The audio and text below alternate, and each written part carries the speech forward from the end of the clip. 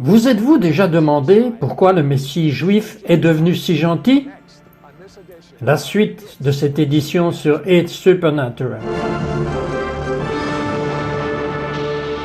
Bonjour, je suis Citroën, votre journaliste d'investigation. Je suis ici avec Jeffrey Weiss, un homme juif qui a eu une rencontre radicale avec Jésus, le Messie juif. Jeffrey est né dans le Queens, à New York. Il était comptable, très performant dans le développement immobilier dans le sud de la Floride. Jeffrey, vous avez en fait une mémoire photographique.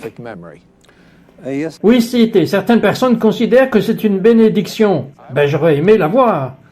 Eh bien, c'est en fait une malédiction, parce que les choses sont trop faciles, ou du moins, quand j'étais au lycée, c'était trop facile. Et du fait que les choses sont si faciles, je suis devenu paresseux là où je ne voulais pas lire, et je n'avais pas envie de lire. Et pourtant, vous avez épousé une chrétienne qui a commencé à prier pour vous. Et un jour, vous regardez une émission de télévision avec Robert Schuller, et quelque chose d'étrange s'est produit. Oui, cite, j'avais prié Dieu que si Jésus était réel, qu'il se révèle à moi. Et ce n'est que quelques jours plus tard que j'ai vu Robert Schuller à la télé. Et Robert Schuller est ce type de grand-père, pas ce pasteur de feu et de soufre, donc c'est quelque chose qu'un garçon juif pourrait écouter et ne pas être offensé. Et donc, plutôt que de simplement couper la télévision, j'ai écouté un peu Robert Schuller, et il faisait la promotion d'un nouveau livre qu'il avait écrit, « La vie n'est pas juste, mais Dieu est bon. » Et tout d'un coup, j'ai senti que je devais avoir ce livre. Ce qui est incroyable, parce que j'avais dit que je ne lirais pas de livre. Et ma femme est rentrée de l'église, et aussitôt qu'elle a franchi la porte, j'ai dit, « Marion, j'ai besoin que tu m'apportes un livre. J'ai besoin de ce livre, La vie n'est pas juste, mais Dieu est bon, de Robert Schuller. » Elle m'a dit, « Attends une minute, tu veux lire un livre? Parce que tu ne lis pas. Numéro 2, tu veux le livre d'un pasteur? » Et ma femme est une chasseuse de bonnes affaires, mais ce n'est pas la question. Elle allait chercher ce livre et elle payerait le prix de la veste pour ce livre. Et ce qui est incroyable, c'est qu'elle l'a eu dans un délai d'environ 3 jours. Mais ensuite, mon envie de le lire s'est estompée. Et le livre est allé sur l'étagère. Et il est resté sur l'étagère pendant environ 3 semaines. Et puis un matin, c'était un lundi matin, à 3 heures du matin, j'ai eu cette agitation. Je n'arrivais pas à dormir. Et je m'étais levé et je suis descendu. Et mon attention a été attirée par ce livre qui était sur l'étagère. Et j'ai sorti le livre de l'étagère et j'ai commencé à le lire. Et de 3 heures à 5 heures du matin, j'ai lu ce livre. Et puis, je l'ai remis sur l'étagère. Le lendemain matin, à 3 heures, je ne sais de nouveau plus dormir. Je vais en bas, faire la même chose. De 3 heures à 5 heures, je lis ce livre. Le mercredi matin, même chose. C'est le 3e matin d'affilée que je suis en bas de 3 à 5 heures. Et j'étais préparé, je suppose, pour ce 4e matin, quand jeudi matin, à 3 heures, me voilà de nouveau en train de ne pas savoir dormir et je suis en bas pour lire ce livre. Et il y a eu quelque chose qui est venu à travers cela. Il s'agissait de ceux qui avaient des problèmes physiques, handicapés, mais spirituellement forts. Ceux qui n'ont pas réussi dans la façon dont nous regardons au succès en tant qu'homme d'affaires laïque, mais qui était un succès aux yeux de Dieu. Et il y avait un message très puissant qui venait à travers ce livre. Et puis à 5 heures du matin, il y avait cette chaleur, cette formidable sensation, cette puissance qui est venue sur moi, qui est très difficile à expliquer. C'est quelque chose que je n'avais jamais vécu. Quelque chose que quand les gens parlent des expériences de né de nouveau, vous savez, j'avais l'habitude de me moquer de ces expériences. Et ici, à 5 heures du matin, attendez, vous êtes en train de me dire qu'il y a quelque chose de tangible qui s'est produit? Oh, il y avait quelque chose de puissant. Et pour un homme qui n'a jamais pleuré parce que ce n'est pas une chose macho à faire. À 5 heures du matin, ici, je suis en train de pleurer et je pleure parce que je me rendais compte qu'en tant que juif, voici le Messie qui m'avait été caché pendant 47 ans. Et c'était absolument un temps puissant qui a duré environ une demi-heure de 5 heures à 5 heures et demie.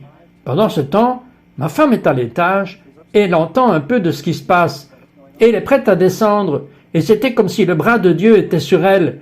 Elle a entendu, « Non, ne descends pas, il est à moi. » Vous avez entendu ça? Ne descends pas? C'est ce que sa femme a entendu.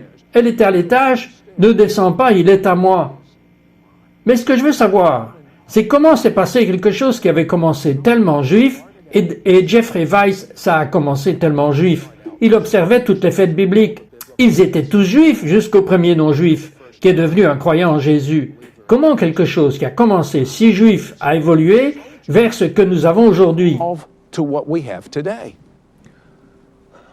Eh bien, j'étais poussé à faire des choses formidables, à étudier. Et souvent, c'était 12 heures par jour, où j'étais dans la Bible, dans la concordance, et tout ce qui me tombait sous la main. Donc ici, ce non-lecteur saisit maintenant. Et ce qui sortait était cette fondation que je n'avais jamais eue. Même en faisant ma bar mitzvah et en passant par ma confirmation, je n'avais jamais eu cette fondation. Et la vérité a commencé à m'être révélée. Et si nous revenons en arrière, nous voyons que l'Église primitive, au 1er siècle, était messianique. C'était judaïque, c'était hébraïque. En fait, la Bible dit qu'ils étaient messianistes. Ils étaient des adeptes du chemin. Le mot chrétien n'était pas utilisé. Et quand vous arrivez et que vous commencez à voir ça, il y a des questions qui se posent. Mais dans le Nouveau Testament, il est dit qu'ils étaient appelés chrétiens. Dans le Nouveau Testament, il est dit que le mot chrétien est sorti d'Antioche. Et c'est le seul endroit où il est utilisé.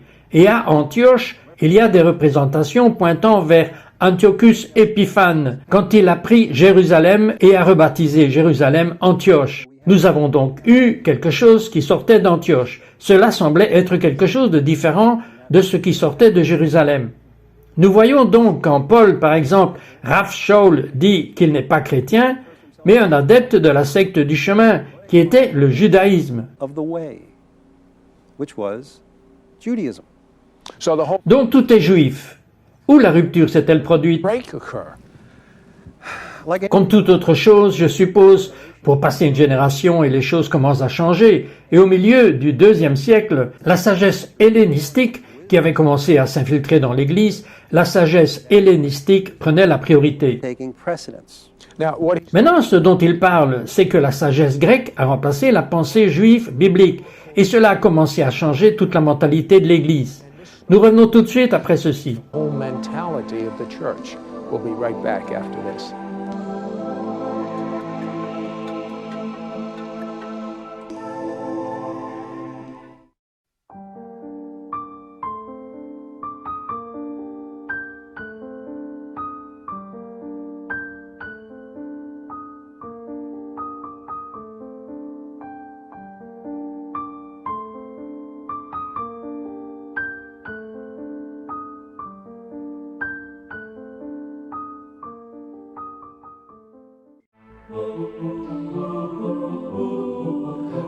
Bonjour, Citrode, votre journaliste d'investigation. Je suis ici avec Jeffrey Weiss et nous essayons de comprendre comment quelque chose de si juif est devenu dans la communauté juive le contraire du judaïsme et dans la communauté chrétienne l'opposé du judaïsme. Et pourtant, l'ensemble a commencé juif.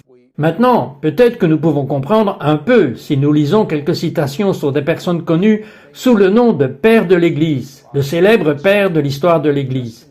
Justin Martyr, en 167 après Jésus-Christ, a dit qu'il était l'un des premiers à accuser les Juifs d'incitation à tuer des chrétiens. Origène, en 254, a accusé les Juifs de comploter leur réunion pour assassiner des chrétiens. Eusèbe a allégué que les Juifs, chaque année, à la fête de Purim, étaient engagés dans une cérémonie de mise à mort d'enfants chrétiens. Saint Hilaire de Poitiers, en 367, dit que les Juifs étaient un peuple pervers, à jamais maudit par Dieu.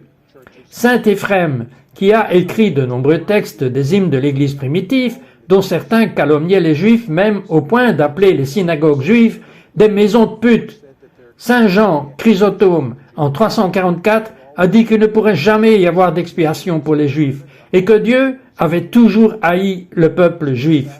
Il a dit qu'il incombe à tous les chrétiens de détester les Juifs. Les Juifs étaient des assassins du Christ et des adorateurs du diable. Saint Cyril a donné aux Juifs de sa juridiction un choix de conversion, l'exil ou la lapidation. Saint Jérôme, en 420, traducteur du latin Vulgate, a prouvé que les Juifs sont incapables de comprendre les Écritures et qu'ils devraient être sévèrement persécutés jusqu'à ce qu'ils avouent la vraie foi.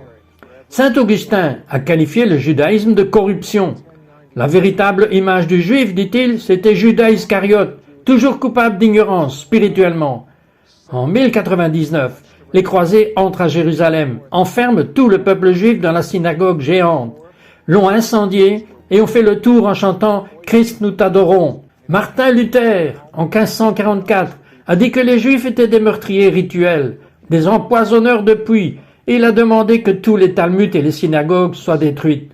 Et dans l'Encyclopédia Judaica, Martin Luther a fait les déclarations que, c'est ce qu'il dit dans l'encyclopédie, il parle des fours d'Auschwitz et d'extermination. Tout l'Holocauste nazi est décrit ici.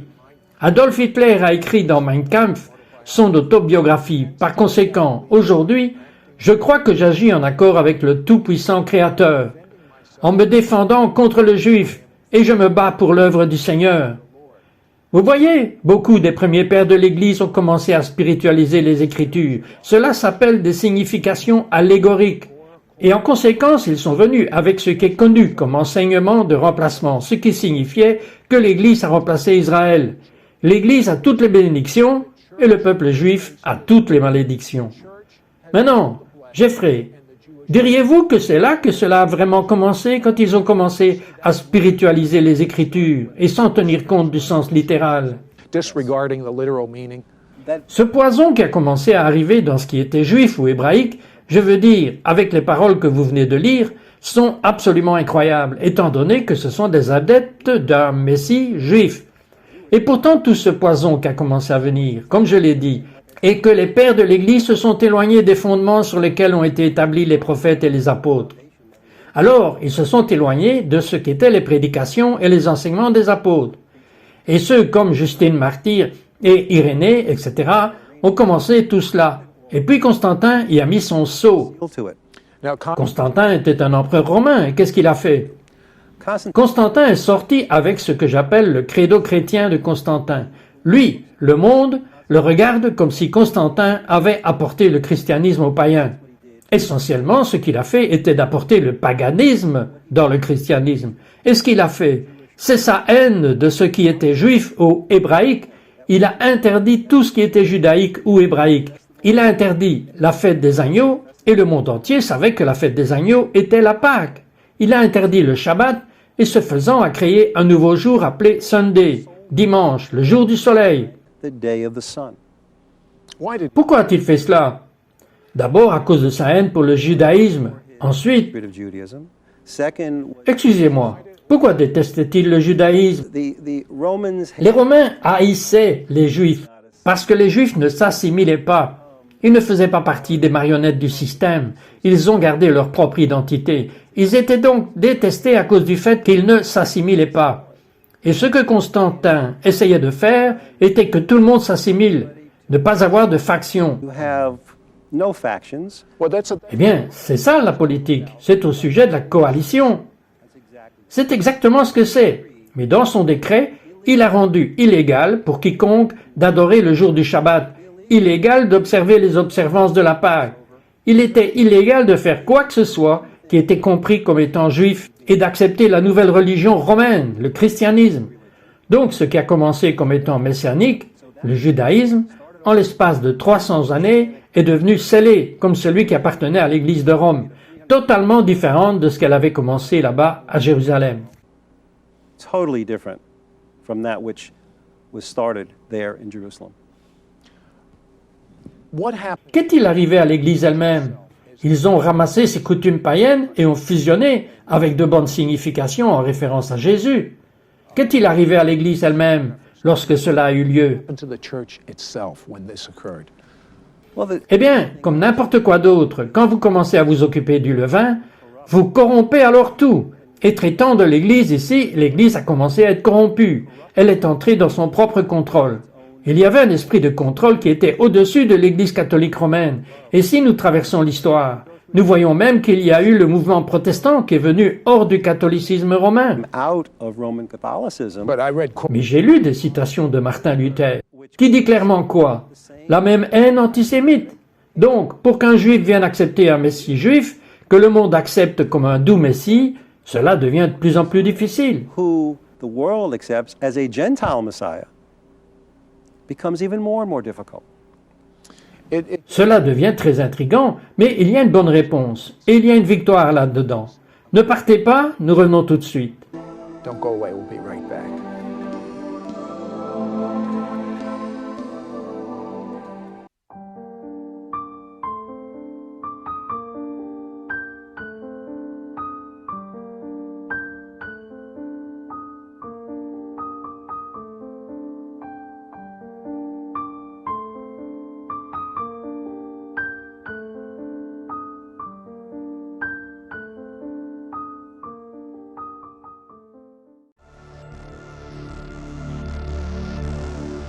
Bonjour, c'est Trott ici avec Jeffrey Weiss, et nous discutons de la façon dont quelque chose d'aussi juif est devenu l'opposé du judaïsme. Nous parlons de l'Église chrétienne. Jeffrey Weiss, je dois comprendre, vous avez dit fondamentalement, nous pensons que Constantin avait unifié l'Église et faire de tout Rome un monde chrétien. Mais en fait, il avait un plan calculé de coalition, de fusion du paganisme dans le christianisme. Donnez-moi quelques exemples de cela. Eh bien, par exemple, une des choses qu'il a fait en abandonnant la fête des agneaux, qui était la Pâque, il a apporté la fête païenne de Pâques. Et nous pouvons documenter quand il a fait cela, et aussi documenter le fait de ce que les apôtres ont transmis tout cela, ce qui est perdu comme une tradition juive. Et celles-ci sont les fêtes du Seigneur de Lévitique 23. Ce ne sont pas des fêtes juives, mais ce sont des fêtes du Seigneur. Ce sont des temps qui lui sont assignés. De plus, il a apporté Noël, au Christmas, la messe du Christ, dans la création de l'anniversaire du Christ, quand dans l'essence c'était l'anniversaire de Tammuz, de retour à Sémiramis, et Tammuz, retour à la religion babylonienne, alors il apportait un culte païen. Si nous voulons revenir aux Écritures et voir quand le Messie est né, nous pouvons voir précisément qu'il est né en septembre autour de Rosh Hashanah, par exemple, ce qui aurait été cohérent. Et pourtant, ce que Constantin a fait, c'est apporter Tammuz. En fait, même le signe de la croix était le signe de Tammuz, remontant à l'époque de deuil et de pleurs pour cela, ce qui était le Dieu Soleil ressuscité. Nous avons donc ici tout un schéma de ce qui est biblique et de ce qui est païen. Et c'était en 325. Et nous voici aujourd'hui, près de 1700 années plus tard, et qu'avons-nous? Ces mêmes pratiques font partie intégrante de ce qui est accepté dans le christianisme. What is accepted Christianity? You know, Vous savez, la pensée me vient à l'esprit. Romains, chapitre 11, verset 11. Il est dit « Le salut est venu aux gentils et a provoqué la jalousie du juif. » Maintenant, qu'est-ce qui provoquerait la jalousie d'un juif? Jeffrey Weiss, célébrer Pâques avec les œufs de Pâques et les lapins? Après la déesse de la fertilité Ishtar, pour commémorer un grand événement? La résurrection de notre Messie ou la Pâque? or Passover. It is very Il est très clair que si nous voyons un gentil observant la Pâque pour la raison que c'est son Messie, et qu'il est reconnaissant envers les Juifs pour son Messie, et il comprend la mort à la Pâque, il comprend le message de communion en participant à la troisième coupe de la Pâque. Le Juif commence à devenir jaloux. Le Juif incrédule s'assied là et se dit « Mais que fait-il » Quand ce même gentil est impliqué à l'occasion de Shavuot, la Pentecôte, car elle a obtenu son nom grec, cela devient quelque chose qu'un Juif commence à vraiment se questionner et dire « Mais qu'est-ce qui se passe ?» Si tout d'un coup un gentil commence à porter un talit, un châle de prière, pas pour la raison d'en porter un pour dire « Regarde ce que je porte », mais parce qu'il en comprend la signification, la puissance et l'autorité qui est dans ce vêtement, et est reconnaissant à son Messie juif. Ce Juif laïque est maintenant très jaloux. Il doit comprendre ce qui se passe. very jealous. He's trying to figure out what is going on. You know, another message. Vous savez, un autre de mes amis juifs messianiques du nom de Dick Rubin a fait la déclaration suivante. C'est lorsque la fondation ou le modèle est vrai que la gloire descend. N'est-il pas intéressant, Jeffrey, que tant de miracles de Jésus ont eu lieu quand? Au Shabbat, le jour du Shabbat. On the Sabbath. They took place. Ils ont eu lieu le jour du Shabbat, ils ont eu lieu alors qu'elle touchait l'ourlet de son vêtement, et nous avons raté cela. Quel est l'ourlet de son vêtement?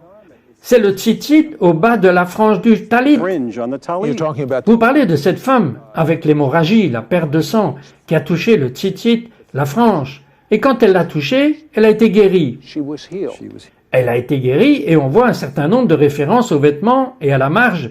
Et c'est quelque chose que nous devrions être fiers de porter, par opposition à quelque chose que dans les yeux gentils en le regardant, c'est quelque chose qui est juif et mal vu. Le Seigneur a dit que nous devrions porter des franges à nos vêtements, et c'est juste là, dans le livre des Nombres. C'est juste là, dans la Torah juive. Torah. You know, Vous savez, ce n'est pas un sujet facile. Il y a eu beaucoup de controverses dans ces domaines. Et laissez-moi vous dire le meilleur que j'ai pu trouver et comprendre sur cela. Le mieux que j'ai trouvé, c'est que ce n'est pas une question de salut. Non, car nos fêtes sont toutes remplies d'une seule personne, le Messie juif, Yeshua. Mais c'est une question de connexion avec nos racines juives. Après tout, l'un des commandements dit « Honore ton père et ta mère ». C'est là, je crois qu'il y a des secrets, il y a des mystères dans les fêtes bibliques, que lorsque l'Église s'unifie et devient juif et gentil, un homme nouveau en Jésus, il y aura la connaissance de la révélation de ces fêtes bibliques. Après tout, dans le livre du Lévitique, il est dit « avoir une sainte convocation », ce qui signifie avoir une sainte répétition de grands événements que Dieu fera, qu'il a fait dans le passé ou fera dans l'avenir. Donc je crois qu'il y a de telles bénédictions pour l'Église quand il, pas pour une question de légalisme, mais au travers de merveilleuses fêtes et de la joie. Jeffrey, are you Jeffrey, voyez-vous qu'il y a quelque chose qui se passe, brassant dans le monde entier des chrétiens pour revenir à leurs racines bibliques? back to their biblical roots? There's an awareness Il y a une prise de conscience que nous avons vue partout. Nous l'avons vue en Israël, nous le voyons d'où je viens, de Hilton Head, Caroline du Sud, qu'il y a un réveil que Dieu suscite dans les cœurs de personnes qui n'ont peut-être pas tous les morceaux, mais qui comprennent qu'il manque quelque chose qui est faux. Et ils sont ramenés à une image d'Abraham, une image de foi et d'obéissance, parce qu'en venant par la foi, c'est avoir une marche d'obéissance. C'est le désir de ne pas marcher selon les règles, mais de vouloir plaire à notre Père céleste. our Heavenly Father. You know, Vous savez, Mishposha, notre Messie, a prié une prière. Je prie pour qu'il soit un.